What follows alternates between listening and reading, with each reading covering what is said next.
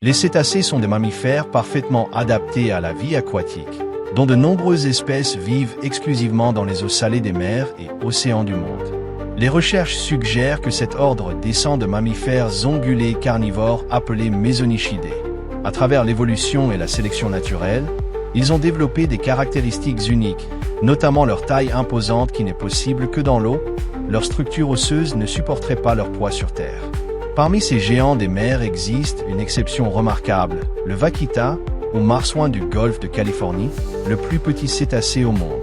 Ce mammifère marin endémique du Mexique vit uniquement dans le golfe de Californie, évoluant généralement à 11 mètres de profondeur, bien qu'il puisse descendre jusqu'à 30 mètres.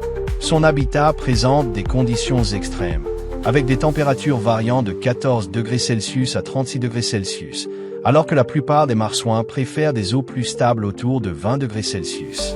Le vaquita adulte mesure entre 1,2 et 1,5 mètres pour un poids d'environ 50 kg. Son dos gris foncé contraste avec son ventre blanc ou gris clair. Ses caractéristiques distinctives incluent des nageoires dorsales proportionnellement plus grandes que celles des autres marsouins, ainsi que des marques faciales uniques, des anneaux autour des yeux et des taches sur les lèvres. Contrairement aux baleines à fanon, il possède 34 à 40 dents pointues pour capturer ses proies. Animal solitaire par nature, le vaquita forme rarement des groupes de plus de 8 individus. Les femelles, légèrement plus grandes que les mâles, donnent naissance à un seul petit après une gestation de 306 jours. Le jeune reste dépendant de sa mère pendant 12 mois avant d'atteindre sa maturité sexuelle entre 3 et 6 ans. Bien que menacé par certains requins comme le requin taureau, 4 mètres, le requin soyeux, 5 mètres, ou le requin des Galapagos, 3 mètres, le principal danger pour le vaquita reste l'activité humaine. La pêche illégale du totoaba, un poisson également en danger critique, a réduit la population à seulement 97 individus en 2015, avec une mortalité annuelle de 23 à 30 spécimens. Les efforts de conservation se heurtent à des défis complexes. Les restrictions de pêche, bien que nécessaires, impactent lourdement les communautés locales. Parallèlement, les scientifiques explorent des solutions comme l'élevage en captivité, mais le temps presse. La disparition du vaquita aurait des conséquences écologiques graves dans le golfe de Californie, où il joue un rôle clé dans l'équilibre des écosystèmes marins.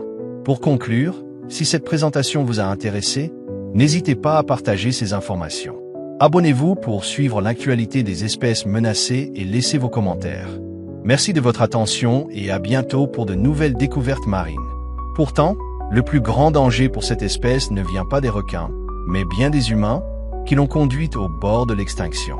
En 2015, on estimait qu'il ne restait plus que 97 individus à l'état sauvage, avec une mortalité annuelle comprise entre 23 et 30 spécimens.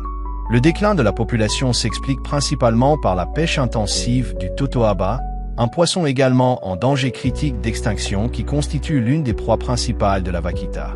De plus, en évoluant à certaines profondeurs, les vaquitas se retrouvent piégés dans les filets de pêche et meurent noyés, incapables de remonter à la surface pour respirer. Les efforts de conservation se concentrent sur la restriction des activités de pêche dans la zone afin de prévenir les captures accidentelles. Cependant, ces mesures ont gravement affecté l'économie locale, poussant certains pêcheurs à pratiquer une pêche clandestine. Il est également crucial de reconstituer les populations de totoaba, car les deux espèces sont étroitement liées dans leur survie. La vaquita joue en effet un rôle régulateur sur les populations de ce poisson, maintenant ainsi l'équilibre écologique. Des initiatives visant à élever des vaquitas en captivité pour ensuite les réintroduire dans leur habitat naturel ont été envisagées. Mais ces projets nécessitent des études plus poussées et des ressources supplémentaires qui pourraient ne pas être disponibles à temps pour empêcher leur extinction. La disparition de la vaquita aurait des conséquences désastreuses pour l'écosystème de la mer de Cortés, car son absence déséquilibrerait les populations de calmars et autres poissons constituant son régime alimentaire.